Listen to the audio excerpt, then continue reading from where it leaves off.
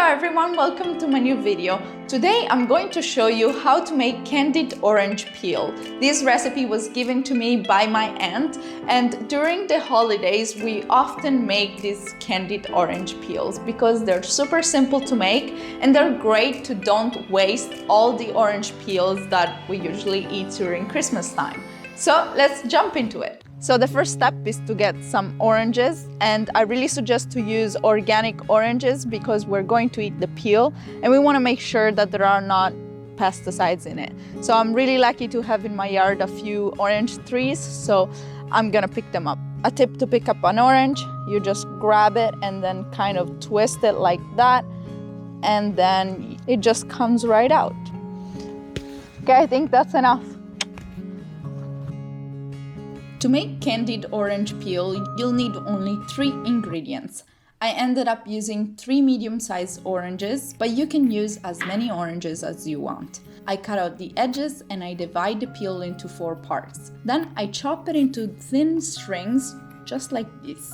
Or you can make them also a little bit wider too, whatever you prefer. I soak them for 24 hours in water and make sure to change the water at least 4 times every once in a while. This is important because it will allow the orange peel to release their bitterness.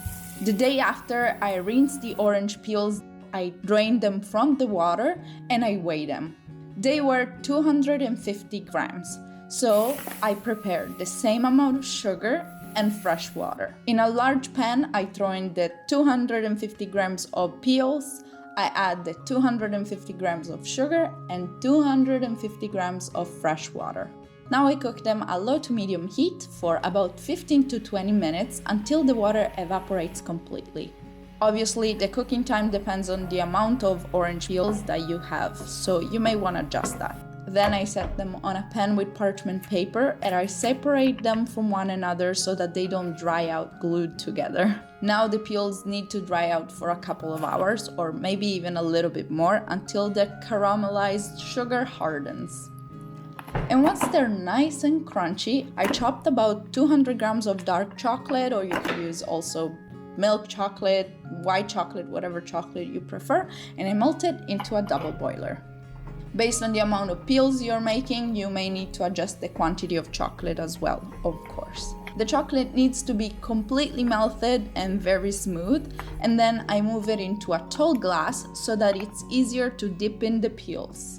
And then I shake the excess away like this, and I set them on a tray with parchment paper. I decided to cover them only halfway through because this is how it's usually done over here, but why not? You could dip the whole piece in it.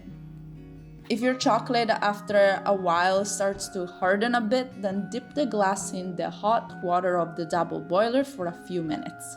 Now to speed up the cooling process, I put them in the fridge for 5 to 10 minutes and the peels are ready. You can easily store them in a sealed container in a dry and cool place for a few months. In my opinion, it's a very cute little gift that you can give to friends and family, especially during Christmas time.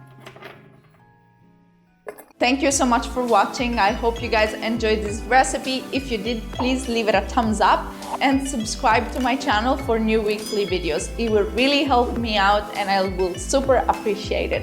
Thank you so much. See you next week. Bye bye.